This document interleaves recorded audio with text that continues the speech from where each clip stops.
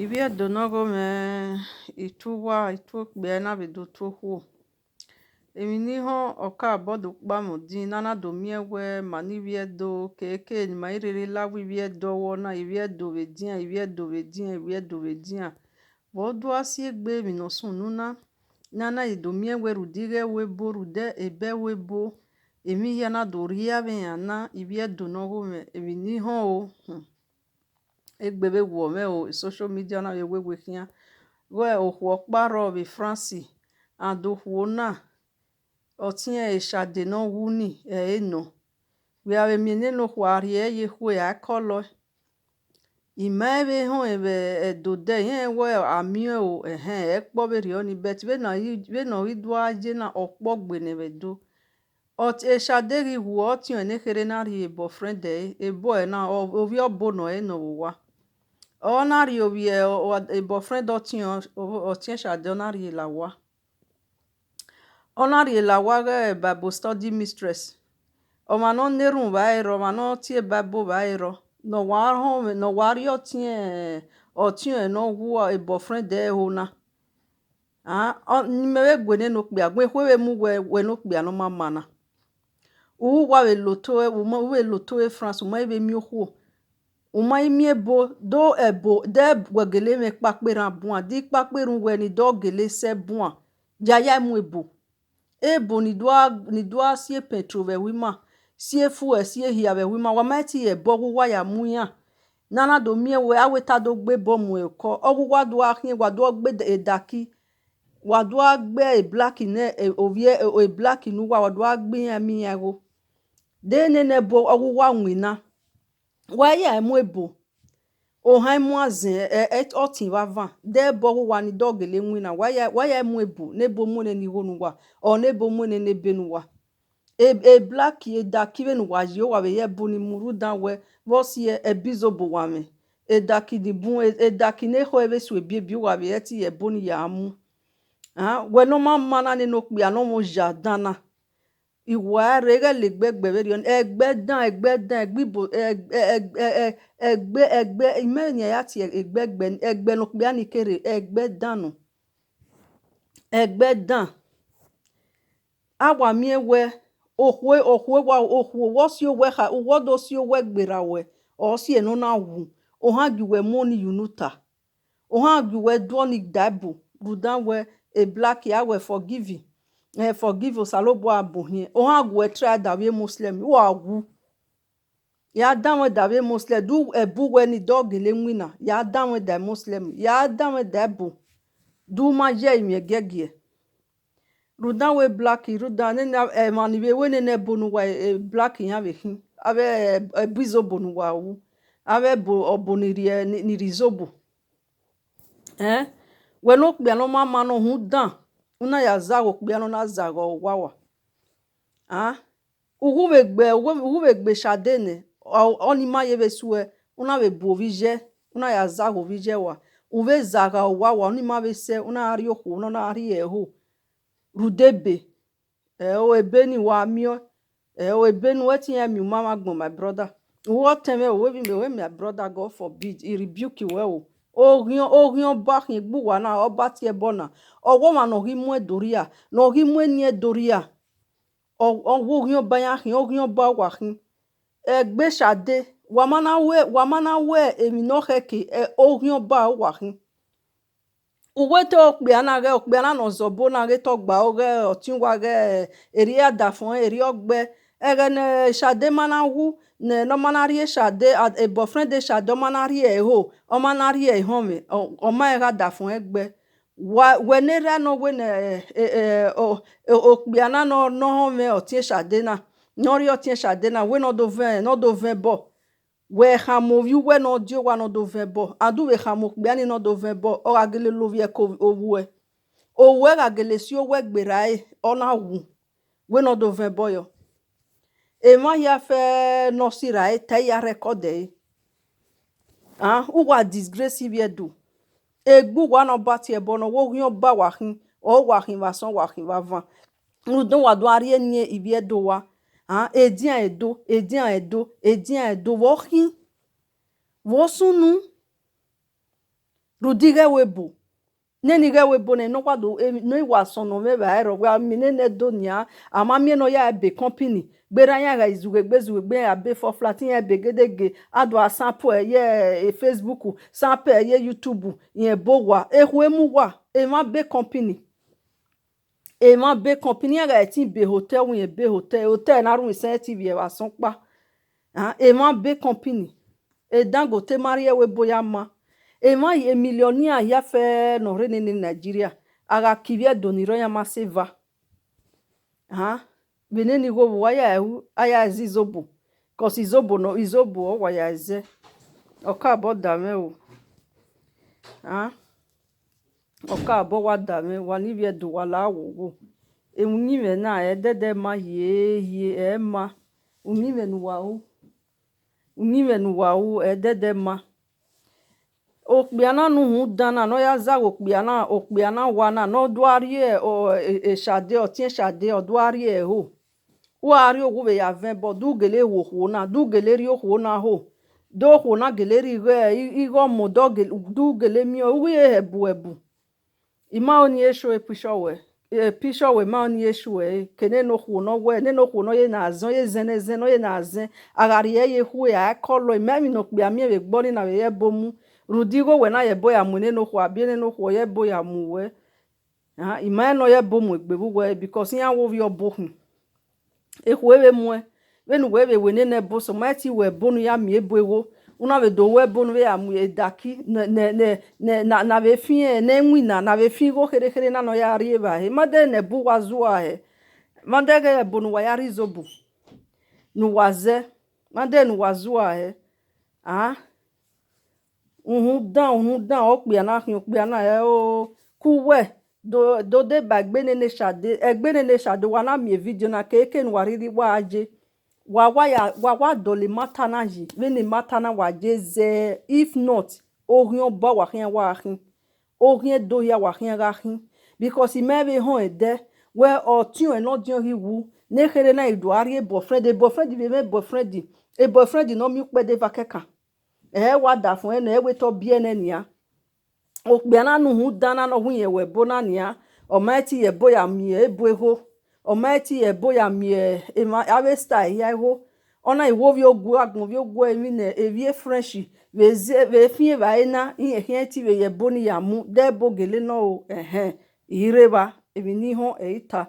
agati ebo egbe no tamame o egbe mani ya we hia we no kpe na gele we gbe mi ana u ve ti eboyo uma ve hu vi ati eboyo hia betu na gele hu we egbunyi ve no na gele nye ohuna si owe gbera wo ho ni na do hu ve gbedi ne imine una ve ya claim vie una ve ya tuta costume ne kere una ya zago ni owa we no kpe na egbe nu kere u ga ve bie ba hu ve jere we erio ma ve hu we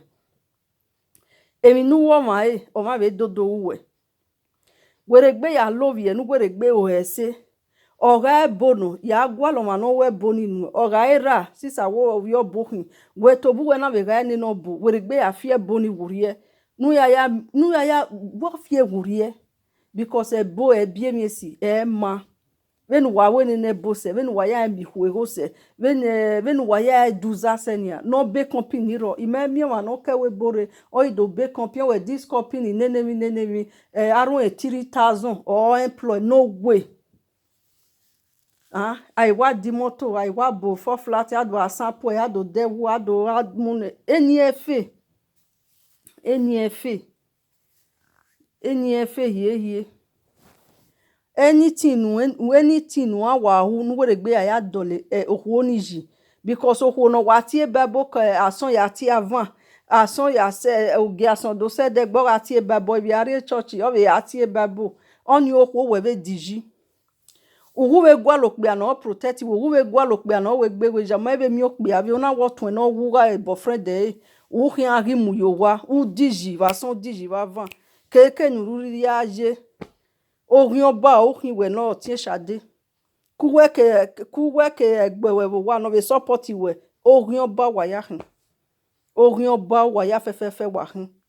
benu wa ya mu ni edoria eri o salo bo hin ya mu waria because mi awado gene even ne story wa ye egbe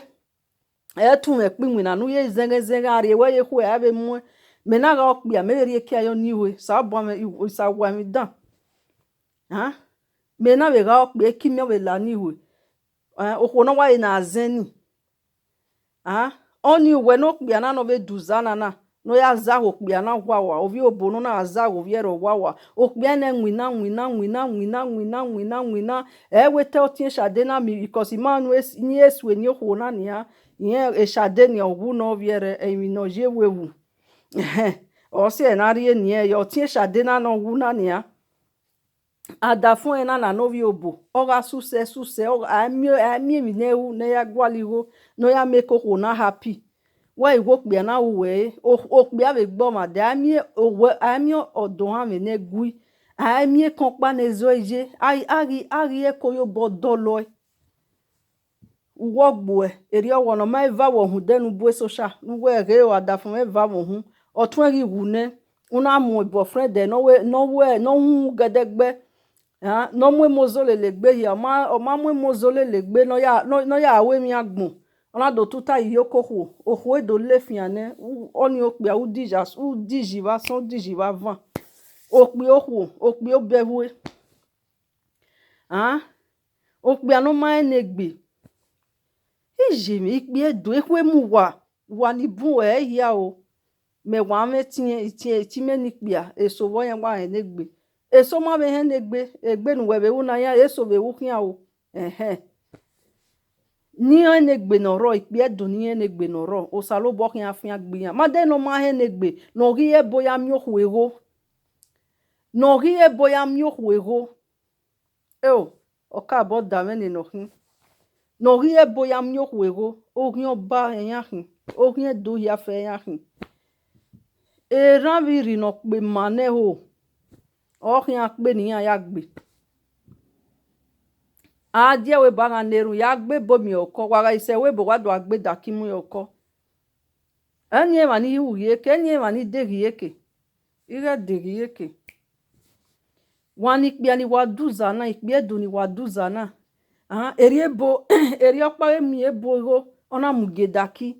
uwo mugu na wa ti ege na emugu we me wu we no kpia no collect go ni o emugu e de still we o we hin fuani okwo na mi because ekene boni na mi go ni mure ameve ke kana sin kwa eboni na tuto na hwe boy agbon ona hwe egbe yi go ni ariana variable we be mi ese ezo we no kpia no mu go ni we tu aya we boyfriend and girlfriend ariana variable igo ni aseni we mi ezo wana mi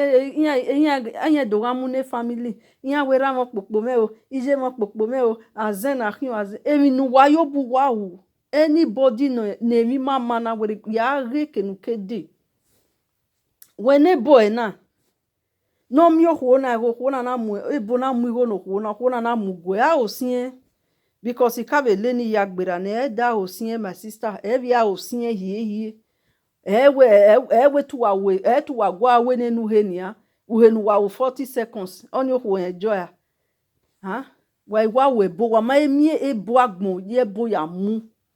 ebo agbon no me go ya mu million we yen be din emu go nu we wa ma ti money ruda wa gwa zebo wa gwa agbon wa gwa ti oga yi ovi ba yi ovi oteme le wa gwa ze wa gwa agbon wenene no vie donia no mu igo ninia wa da dekore wa ta wu mu emugu igo ninia wa ugbo aya be too flat and the too flat in era we do agbin na yo wa etu do agbin na yo wa we be do lesef enye ma ni de yeke wani wene na wa fi wori ya gbon mama we ge be Nigeria ji do pe Nigeria se ho bo si rudige gege rudemi emi no wa manye aye etin we gbe ami o wa o si e wo ni ave te we Nigeria ma ese ti ma o hin ama ki meku we no gun ake aye ho aka fi wori ene won we mi dangi we mi de mi na we wo ma we nene bo ebo na mu go no ho na ona mugu wa go hia but we ji umia hwewe wa be bie a be uwe only generational causes no ma for we gbe blackie I will pray for every generational causes I band it oh genihin okbene only no ma gia only no ma for we do only no ma for we gbe blackie every dog gbe blackie ya wa no o ma for Rudemi no we wo na e we ga be bi o ma be we ama be wo money ave bi ave we o hia only generational causes no hia be gbe blackie no hia do amuna zan wa zan many if I'm your family we gbe black in a problem ije wo sie e mani buya ka wo hone erinya vijinya eso etinya nya ka awe egbe no mala kere be ne boy na je bana we egbe no kere ya dijoba dijebu even enene gbe shade ni be de ba tinya awun ya maso ebe we boy iya be dijoba dije ewo ah many story edo we dia e Nigeria we dia e Nigeria we dia ah gwa we tu wari we bo uwa do gbe bo mi oko igbedu wi edaki uwa no bere do gwaliwo wa be gbo ni mi igo wa ya betu flat wa ga betu flat in a family so agbina yo o wa higi wajo wa be do aso hian wa do mia maybe not 20 years we mia na we mi ohwego u do ata ere family we wo na kaya we gbe ri ekere wani wene na wala wa fi worie ami ne ge na fi worie una ka we gbuni we una ka mi ohwego we gbe bu ohwo confess me we boya mi ewego because me ma de ohwo no wara mu wo nu wa because e tu wa gwa we nenu he wa 40 seconds wa rene du he nu wa we bani wa have na play love we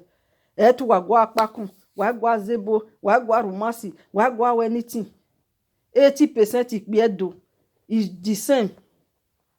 ti le liwe do mele amu ovie do ala mu emi emilio melele ive mu ni ala we bo imu edo ive me ni yawo ere na waro wa ime wa le we be ni ya gun iyan ve respect ida ho iyan gwa gun with respect ime o se na wa hate yan ni bun ya o ni bun we wa ima de we mi ya ye be ni ya gun la reva now, you know, they don't know how to talk. They don't know how to respect women. 80% of them. On your cohen duari go nweba. De bonu walo, de bodan walo, e bonu wayari zobo. Wameti we nene bo, ave mani ya mwe fu ebe women, why do nene bo ya muya, de nene bo gele mabon, why ya muya, ni ya mwe million one, why ya be company. Why setting ruda was here why gwazebo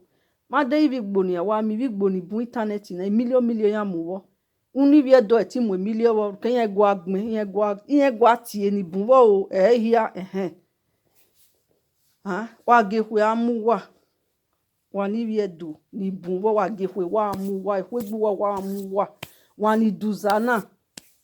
wa ni kpiana ni ebo mi hwego ni ebo mo hwo kien gerie beme gume mi go boy igo ni we awe mi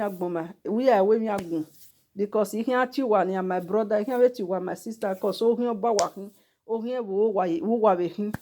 iye we awe mana mati o hin ba na ati o hin ba o beto ma no hi mu ni edori ane o hin wo no o hin do ya fefefe no unyi we na ma anybody no wa be hona na we yi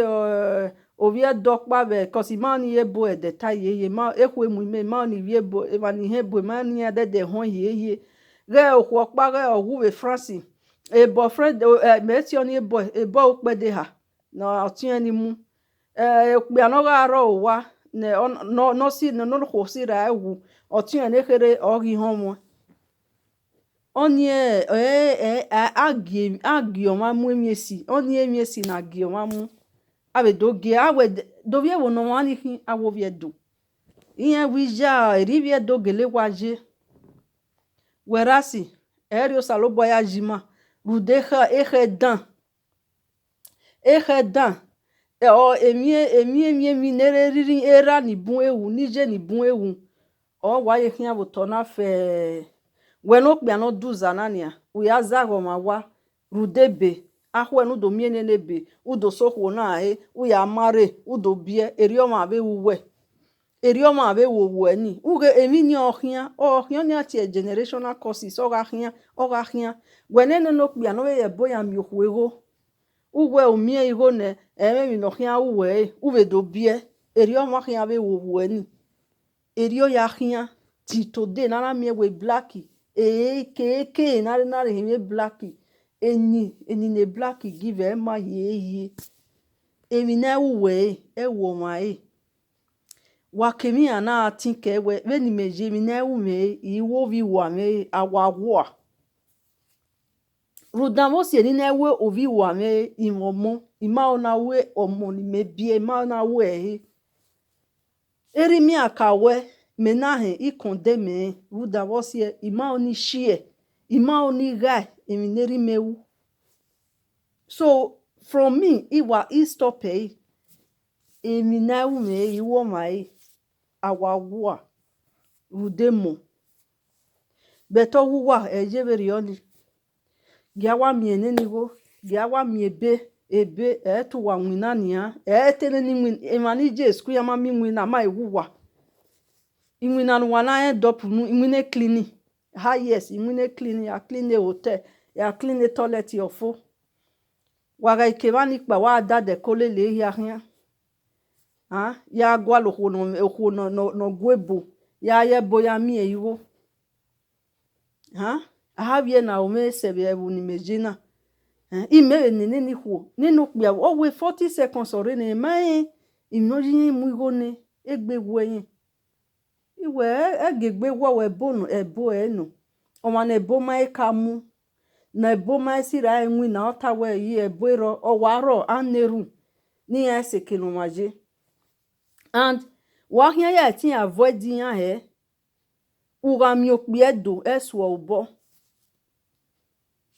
obo ga beri emi nu emebi erigi o wada wa hon pia owe wa de ringiri enu ha ma we receipt ringiri no riere ha ma we eringi na ekenu na do wa re mi afian sisa we ma so because eringi no bun wa ya kelere odori eyu obo wetin yen geji we eva yen we ga wo ni yen gbugwe ni wage gikwe okpe ana wiyan engeji wona ri eringi gwe ke no na do we no ri ewe ahian receipt ori enu olesu tobo we lele are o diringi a o we so o ikwo ni vero wodo na we go vie do na ro wodo ikwe okpe edo ikwe no kula wa we ni ha o ga vere be so obo wage isuyan bo 80% of them wa hama we iwa ta na wani dan wana be mi video na wa dan mi ho wa ge suyan bo because eso ahian pa yan wa rodo yo yi yawo bo eso do gbe mi yo bo o ga ya so obo na phone especially vi ku o ma no eti a control egbe de fiyan bo o ma na eti control egbe ona ya de fiyan bo I will love the eviedo ikbiedo go play love ama we to ko love yan e love rock bareva ihe gwa kisi ihe gwa zebo ihe gwa romasi ihe gwa nothing emi ro kparo ni etin ama iwe no ko love be gbiyan de ebo dani ya hian ebo ni ya rizobo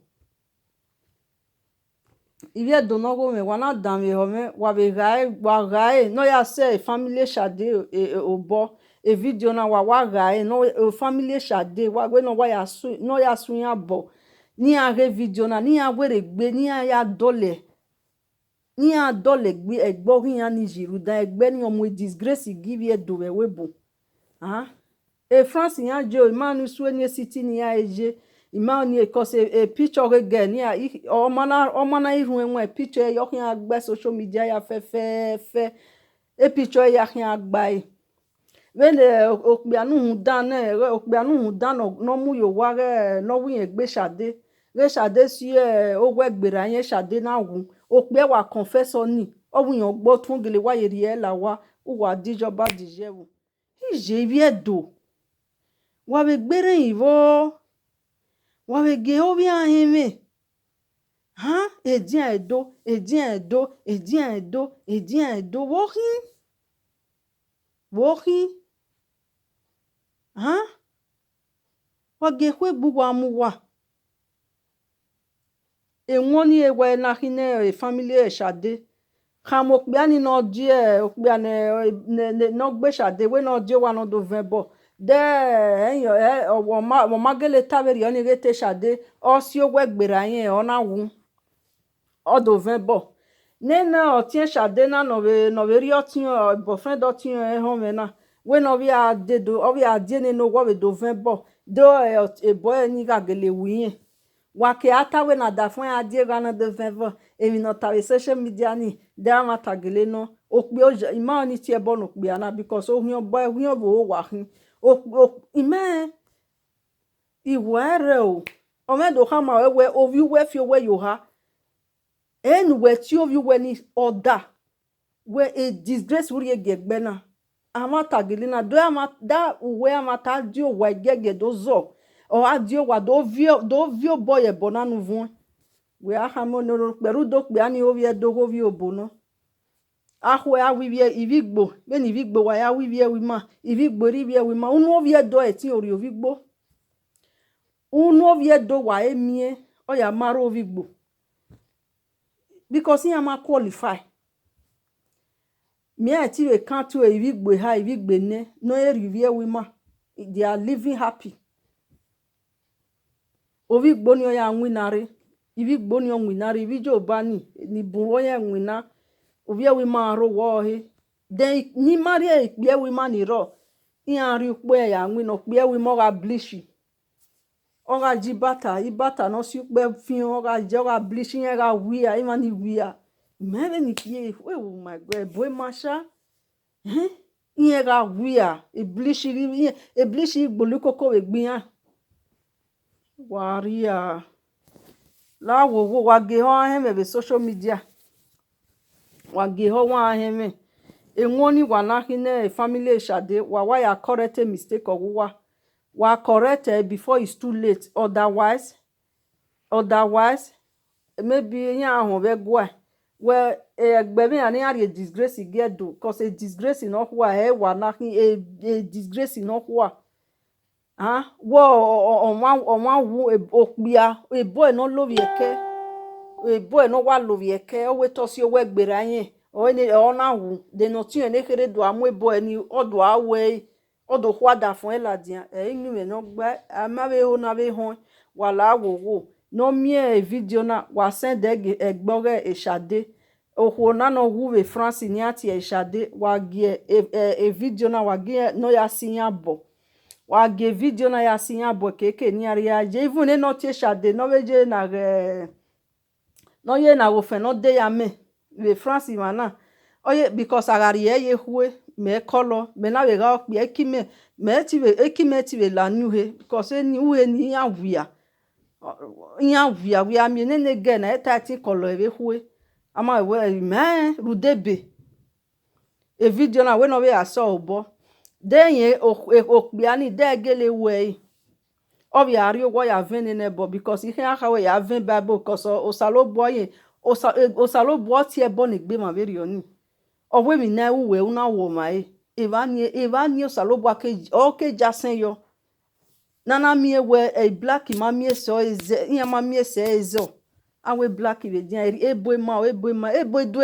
ni buya do gba ve kina nebo ya mase black is 99% a black mebekin nebo ya mase ma ebo ni ofidima nebo we ya nwina ya we so sin ya ro we ya armigo oye bi ati ebo nebo wa nwina ebo ni bu onwina na ri enuwa ne no tie shade na khana ni enwina igo na ri ne we kwakwa ye ne nebo no ma mi pagbon no we ni asi owe gbera yen venu we me ne nebo se ma ti ebo ya mu ma ni wo ye no amiene nigo wa oho idiot follow wa no mie video na wa share gian ke ariri aje wa we so iwe do wa bye.